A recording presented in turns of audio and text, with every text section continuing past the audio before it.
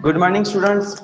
आज हम chapter number 3 रेसे और प्लास्टिक के अंदर टॉपिक में प्लास्टिक के बारे में जानने वाले हैं। हमने देखा होगा रेसे मैंने पढ़ाया, तो रेसे के बारे में मैंने बताया कि रेसा क्या होता है, कैसे काम करता है, क्या होता है और उससे कैसे कपड़े बनते हैं, चादर बनती है, मैंने बताया। फिर नायलॉन जो एक तरह का कृत्रिम रेशा मतलब मानव निर्मित रेशा है, उसका इस्तेमाल कहाँ होता है? तो बेटा हर एक वस्तुओं में नायलॉन का इस्तेमाल होता है। हमारे घर से देख, हमारे जो ब्रश करते हैं उससे लेकर हम जो पहाड़ों पर क्लीनिंग करने के लिए जो रॉड इस्तेमाल मतलब एक तरह से डोरी इस्तेमाल की जाती है, रॉड उसमें इस्तेमाल होता है। हर वस्तु जिसमें पैराशूट बनाने के लिए भी नायलॉन नायलॉन के डोरा का इस्तेमाल किया जाता है, जिससे क्या हो सके आप तुरंत लैंडिंग करने में भी आपको मदद मिले और हवाओं में तैर सके। बाकी जैसे होते हैं वो जो पैराशूट बनाते हैं वो तुरंत फट सकते हैं, इसलिए। ठीक है, आज हम तो प्लास्टिक के बारे में जानने वाले। अब बेटा ऐसे तो कोई वस्तु नहीं कि जो हम प्लास्टिक से बनी ना, मतलब देखिए अब ये समझ लीजिए जिससे बात कर रहा वो वायर भी, उसमें भी प्लास्टिक है। फिर ये पे जो मैं जिस मोबाइल से मैं आपको पढ़ा रहा हूँ वो भी प्लास्टिक है। ऐसी कोई वस्तु नहीं जो प्लास्टिक से ना बनी हो। ये बोर्ड है, ये जो दरवाजा है, दरवाजे के अंदर भी थोड़ा बहुत प्लास्टिक इस्तेमाल किया गया होगा। ऐसी वस्तु है जो पंखे है, तो पंखे के अंदर की वायरिंग, फिर अंदर जो होल्डर होता है वो, ये स्पीकर, ये जो स्पीकर रखा हुआ उसमें भी मोस्ट ऑफली प्लास्टिक का इस्तेमाल होता है कि नहीं? तो प्लास्टिक के बारे में जानकारी दी गई है। देखो अब यहाँ पे मैंने कल संश्लेषित रेशों के गुणधर्म बताए थे, किस तरह होते हैं, क्या होता है। अब बात आती है प्लास्टिक के बारे में जानकारी। देखो आपका घर प्रतिदिन काम होने वाली बहुत सी प्लास्टिक की वस्तु परिचित होंगे, है। अब प्लास्टिक इस प्रकार वस्तुओं में उनके उपयोग की एक सूची हमने बनाई। तो देखो, तो हमने जो सूची बनाई ना बेटा, सूची इतनी लंबी होगी कि जिसमें प्लास्टिक खत्म ही नहीं होगा। यहाँ तक कि हम बेटा बैग इस्तेमाल करते हैं उसमें भी प्लास्टिक है, तो सूची तो बनाना पॉसिबिलिटी नहीं। देखो घर पे रखी गई कुर्सी, कुर्सी, उसके बाद जो आपके खिलौने यानी बाइक, हाँ बाइक यानी खिलौने वाली बाइक, हाँ। फिर मत बोलना कि सर ये बाइक तो सर वो है, ठीक है, बाइक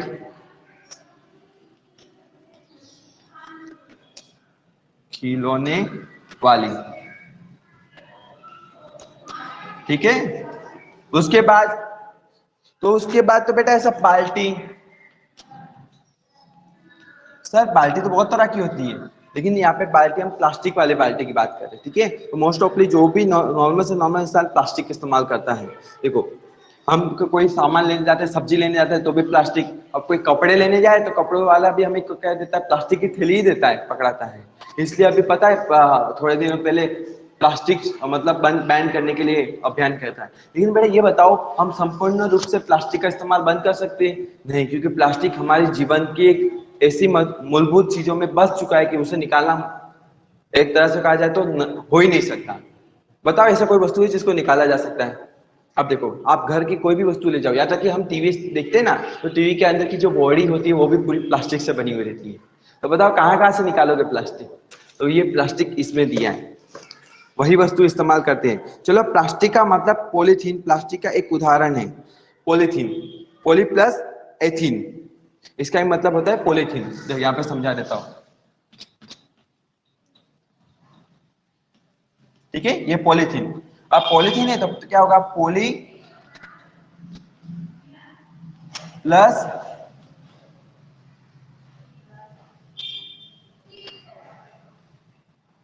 एथीन, ओके।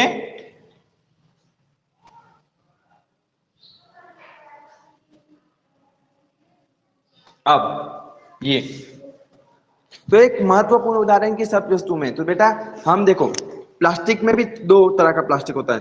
थर्मोप्लास्टिक, जो प्लास्टिक गर्म होता हो। हम देखते हैं कि प्लास्टिक की सरलता पूर्वक मोड़ी जा सकती है, और कुछ प्लास्टिक ऐसा आता है जिसे मोड़ा नहीं जा सकता। बेटा अब देखो ये जो है इसको मोड़ा नहीं जा सकता, इसको गर्म करके मोड़ेंगे तो ही मोड़ेगा।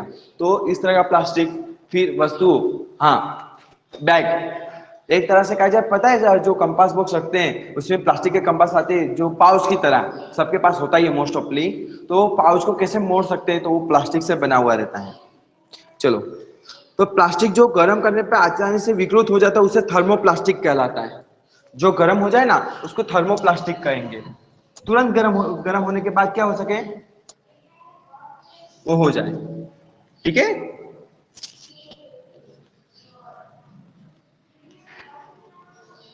ठीक है, थर्मोप्लास्टिक। अब दूसरी और प्लास्टिक ऐसे जिन्हें एक बार सांचे में ढाल दिया जाता है तो उसको उष्मा देकर नरम नहीं किया जा सकता। हाँ, बहुत सी वस्तु ऐसे होती है जिसे तुरंत आप बहुत कितना भी गर्म करो तो वो प्लास्टिक का क्या होगा कि नहीं मुड़ेगा, तो उसे थर्मोसेटिंग प्लास्टिक कहते हैं। ये प्लास्टिक तो गर्म करने पर तुरंत वो आकार अपना बदल सकता है, लेकिन जो थर्मोसेटिंग प्लास्टिक होता है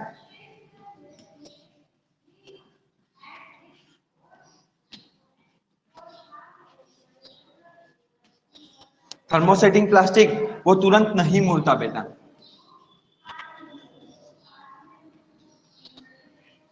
ठीक है, ये प्लास्टिक जल्दी नहीं मुड़ेगा, जैसे ये प्लास्टिक है तो नहीं मुड़ेगा। चलो, तो उसे उसका उदाहरण भी दिया हुआ यहाँ पे, तो इसके उदाहरण है पॉलीथीन, जिससे थैलियां भी बनती है जो हम घर में इस्तेमाल करते हैं। ठीक है, ये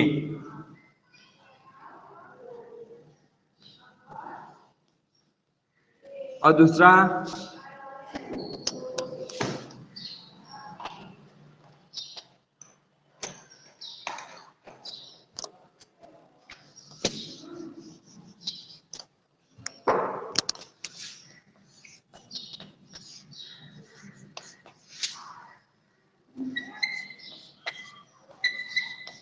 पॉलीथीन और दूसरा प्लास्टिक पीवीसी। शॉर्ट फॉर्म से कहा जाए तो बेटा ये प्लास्टिक हम पाइप के लिए इस्तेमाल करते हैं, तो पाइप को क्या गर्म करते ही तुरंत हम मोड़ सकते हैं। तो वो जहाँ पे भी काम प्लम्बिंग का काम है उसमें पीवीसी पाइप का इस्तेमाल आता है, पीवीसी पाइप का ही इस्तेमाल है, यानी एक तरह से प्लास्टिक का इस्तेमाल किया जाता है। ठीक है, अब पॉलीथीन, तो पॉलीथीन बेटा बैग बनाने के लिए यानी प्लास्टिक की थैलियां बनाने के लिए, जो ऐसी ऐसी वस्तु जिनको मतलब तुरंत मोड़ कर आप ले सको, तो ऐसे प्लास्टिक के लिए पॉलीथीन का प्लास्टिक का इस्तेमाल किया जाता है। ठीक है, अब थर्मोप्लास्टिक। अब बेटा थर्मोप्लास्टिक के लिए ब्रेकेलाइट एक तरह का प्लास्टिक होता है। ठीक है, और उसके बाद मेलामाइन, मेलामाइन भी एक तरह का प्लास्टिक ही है। ठीक है, मेलामाइन भी एक तरह का प्लास्टिक होता है, तो उसका इस्तेमाल ऊष्मा और विद्युत का कुचालक होता है। कुचालक यानी उसको रोक रोक लेता है, तो उसके लिए जहाँ पे ऐसी विद्युत चीजें हैं जो मतलब जिनको शॉर्ट सर्किट होता है या फिर मतलब उससे बचने के लिए, तो ये मेलामाइन नाम का ब्रेकर लाइट का इस्तेमाल किया जाता है। ठीक है, यदि बिजली के स्विच, विभिन्न बर्तन, हत्थे आदि बनाने के लिए ये ब्रेकर लाइट का इस्तेमाल किया जाता है। और जो मेलामाइन होता है ये बहुउपयोगी पदार्थ है, यह आग का प्रतिरोधक होता है, इसलिए जो फायर जो सेफ्टी वाले होते हैं वो साधन, उनमें सबसे ज्यादा मेलामाइन का प्लास्टिक का इस्तेमाल किया जाता है, जिससे वो आग को रोक सके। तथ्य अन्य प्लास्टिक की अपेक्षा में उष्मा सहन करने की क्षमता भी अधिक सबसे ज्यादा मेलामाइन में होती है। ठीक है,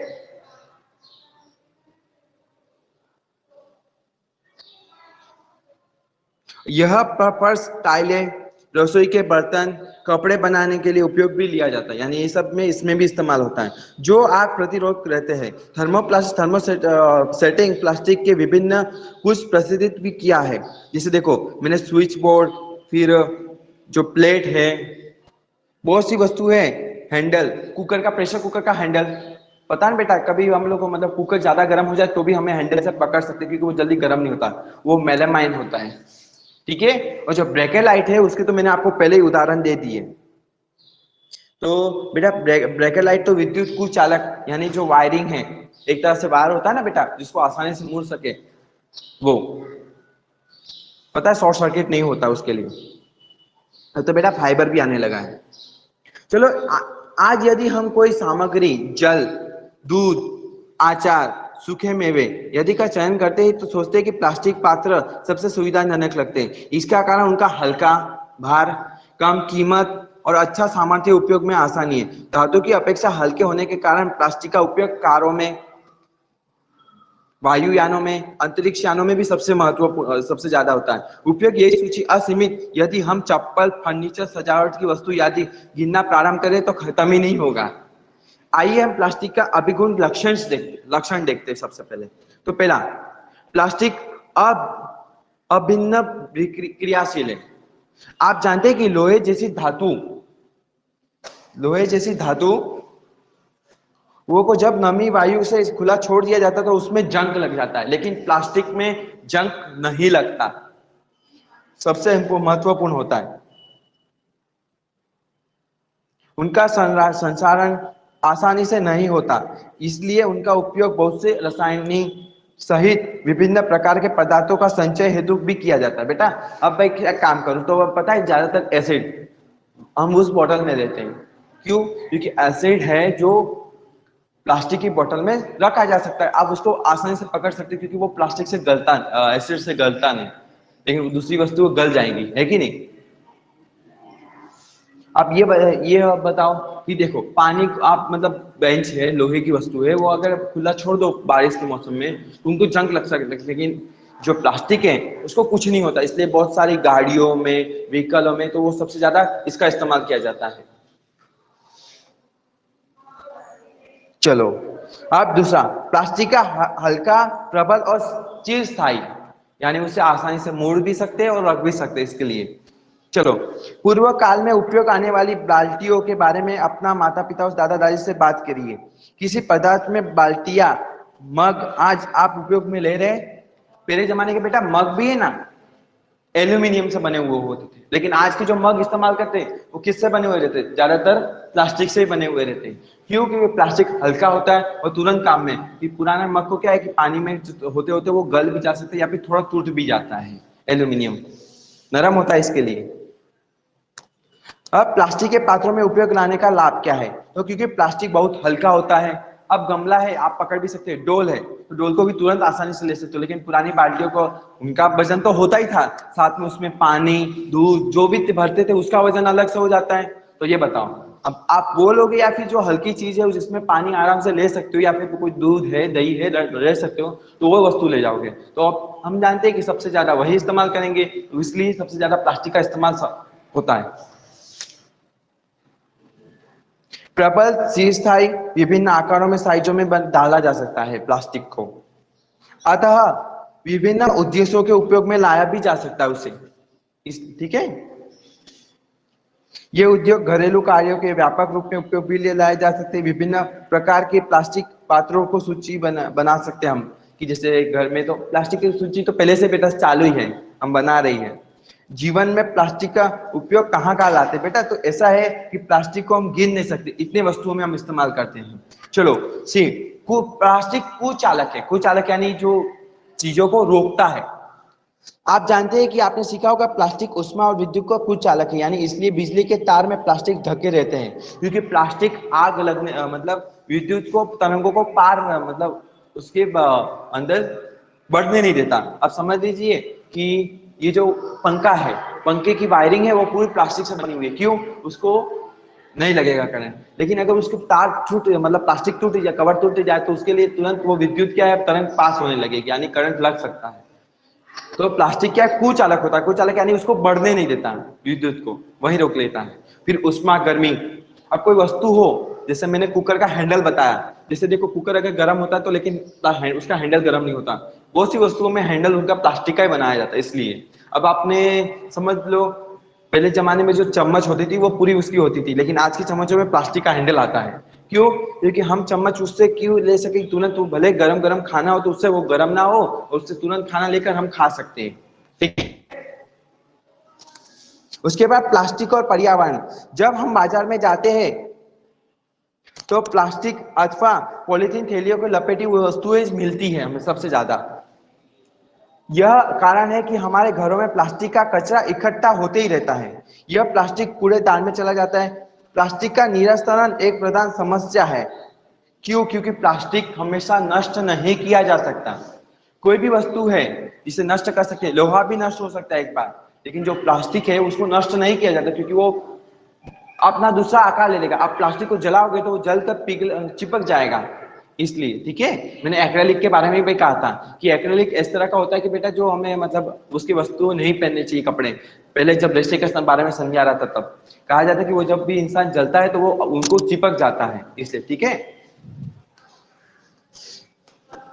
तो चलो जैव प्राकृतिक प्रक्रिया जीवाणु की क्रिया अब घटित हो जाता है, जिससे निमेणीकरण पदार्थों का प्रक्रिया द्वारा सरलता से विघटित नहीं होता, यानी वो नष्ट नहीं होता है, जैसे अनिमीनीकरण कहलाता है। चलो अब एक हम कोष्टक देखते हैं, उस कोष्टक में दिया है कि किस हिसाब से। चलो, अपशिष्ट के प्रकार और अपरहित होने से वाने लगभग समय, पदार्थ की प्रकृति। चलो, सब्जी, फल, छिलके, बचा हुआ भोजन आदि 1-2 सप्ताह में वो खाना खराब हो जाता है, सड़ने लग जाता है, और वो मतलब नष्ट भी हो जाता है। उसके बाद कागज, 10 से 30 दिनों में कागज भी नष्ट हो जाता है। सूती कपड़ा तो वो बेटा 2 से 5 माह में भी नष्ट हो जाएगा। लकड़ी 10 से 15 वर्ष में लकड़ी पूरी सड़कर खत्म हो जाती है। हमारे जो पुराने जमाने के खाट देखते हो ना बेटा, तो उसको तेल लगाते, तेल की मालिश की जाती है बार बार। क्यों? इससे वो खराब ना हो, वो लंबे समय तक चल सके। अगर बेटा उसको अगर मतलब थोड़ा और समय दिया जाए तो वो सड़ कर क्या हो जाता है, उसमें दीमक लग जाता है या फिर कुछ, तो वो नष्ट होना शुरू कर देता अपने आप। ठीक है। लकड़ी तो बता दिया। ऊनी वस्त्र, ऊनी वस्त्र लगभग 1 वर्ष में सारे ऊनी वस्त्र खत्म हो जाते हैं, यानी जो ऊन से बने हुए कपड़े थे वो 1 वर्ष में या तो फट जाते हैं या टूट जाती है, कुछ और नुकसान हो जाता है। फिर तेलु एल्यूमिनियम, उनको 100 से 500 वर्ष लगता है। जो प्लास्टिक है उनके कई वर्ष, पता नहीं कि कितने लग सके। जो धातु है वो उनको नष्ट होने में 100 से 500 वर्ष भी लग सकते हैं, जैसे एल्यूमिनियम है, फिर टीन है, अन्य धातु के डिब्बे, उनको नष्ट होने में इतना समय लगता है। लेकिन ये जो प्लास्टिक है वो कभी नष्ट होने में उनका समय हमें तय नहीं है, मतलब कितना भी लग सकता है नष्ट होने में, लेकिन नष्ट नहीं होता। ठीक है, सबसे ज्यादा नष्ट नहीं हो सकता है वो चीजें। चलो, क्योंकि प्लास्टिक आप भौतिक होने में कई वर्ष ले लेता है तो यह पर्यावरण हितैषी नहीं है, क्योंकि लंबे समय तक चलता है तो उसका निवारण नहीं हो सकता, यानी वो वैसे का वैसा रहेगा, लेकिन वो साथ में दूसरी वस्तुओं को सड़ाते रहेगा। यह पर्यावरण प्रदूषण का कारण बनता है। इसके अतिरिक्त जब संश्लेषित पदार्थों में जलाया जाता है तो वो पूर्णतया जलने से लंबा समय ले लेता है, जलता नहीं है। जलने के बाद में भी वो केमिकल के रूप में हवाओं में फैलते रहता है, इसलिए वो नुकसान करता है हमें शरीर में। कभी सांस लेने में तकलीफ होती है, जब इसलिए कहा जाता है जब प्लास्टिक जला रहे हो ना तो उनके पास नहीं जाना चाहिए, हमें अंदर सांस लेने में भी तकलीफ होती है। ठीक है। चलो, आज का जो था उसमें यही महत्वपूर्ण है कि हमें प्लास्टिक का इस्तेमाल कम किया जाए। उसको, या अगर प्लास्टिक की बोतल है तो उसको तुरंत बोतल को कचरे के डिब्बे में डाला जाए। अगर आप पानी पीते हो, लेते हो बोतल कहीं पे मतलब बाहर जाते हो, तो उस पानी को तुरंत आसपास की जो कचरे का डिब्बा हो तो उसमें डाल दो, क्योंकि वो बोतल वहां से कचरे के डिब्बे में लेके जाकर उसको तुरंत रिसाइकल करेंगे, यानी उसको साफ कर कर या फिर उसको वापस नष्ट करके वापस बनाकर, तो उसको क्या करेंगे, तुरंत तैयार करेंगे। इसलिए प्लास्टिक कम इस्तेमाल होगा, इससे बच सकेगा। ठीक है, आगे से ये करना तुम लोग भी। फिर रिकवर, यानी पुनः प्राप्त किया जा सके, या फिर रिसाइकल, रीयूज। रीयूज का मतलब ऐसा होता है कि बेटा हम जो वस्तु चला रहे उसको वापस इस्तेमाल करें, चलाते रहे। जैसे हमने कुछ ऐसी वस्तु ली, थैली ली, बाजार से थैली लाए, तो हमें एक ही थैली, वही थैली लेके वापस सब्जी लानी है, ना कि दूसरी थैली। और ज्यादातर हो तो हमें कपड़ों की थैली का इस्तेमाल करना चाहिए, कि कपड़ों की थैली सब्जियों को खराब होने नहीं देती। ठीक है। चलो, आज का हमारा टॉपिक जो रेसे हैं चैप्टर नंबर 3 कंप्लीट होता है बेटा, और अभी मैं स्वाध्याय तुम्हें भेज दूंगा तो स्वाध्याय कर लेना। ठीक है। चलो, क्लास यहीं खत्म होती है। ठीक है।